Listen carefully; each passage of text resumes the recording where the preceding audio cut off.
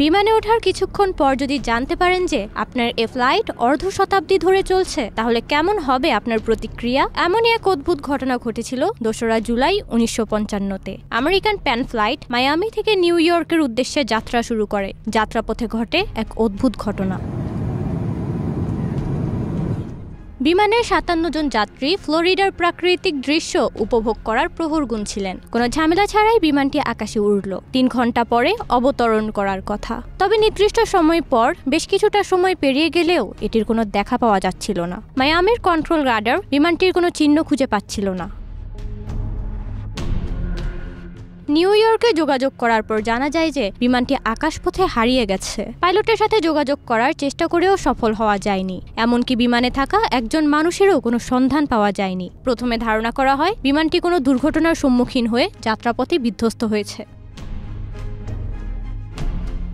উদ্ধারকারী দল অভিযানে নামলো। কিছুতেই তারা ভেবে পাচ্ছিল না কিভাবে 57 জন যাত্রী একেবারে হাওয়ায় মিলিয়ে গেল। এই তদন্তের কোনো সমাধান পাওয়া যায়নি। তবে একটি আনুষ্ঠানিক বিবৃতি দেয়া হয়েছিল। সেখানে জানানো হয় বিমানটি বিধ্বস্ত হয়েছে এবং যাত্রীরা কেউই বেঁচে নেই।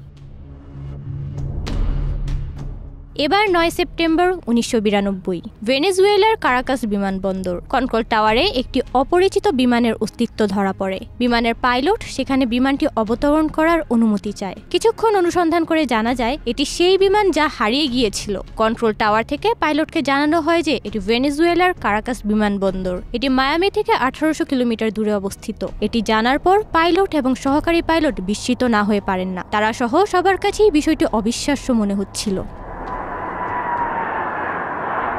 পরবর্তী সময়ে বিমানটিকে অবতরণ করার অনুমতি দেয়া হয়। পাইলট ওই 57 জন যাত্রী সহ বিমানটি না থামিয়ে পুনরায় চালিয়ে আকাশে নিয়ে যান। ধীরে ধীরে বিমানটি রাডারের সীমানার বাইরে চলে যায়। এরপর বিমানটি কোথায় গিয়েছে তা আর জানা সম্ভব হয়নি। এমনকি আর কখনো দেখাও যায়নি বিমানটিকে।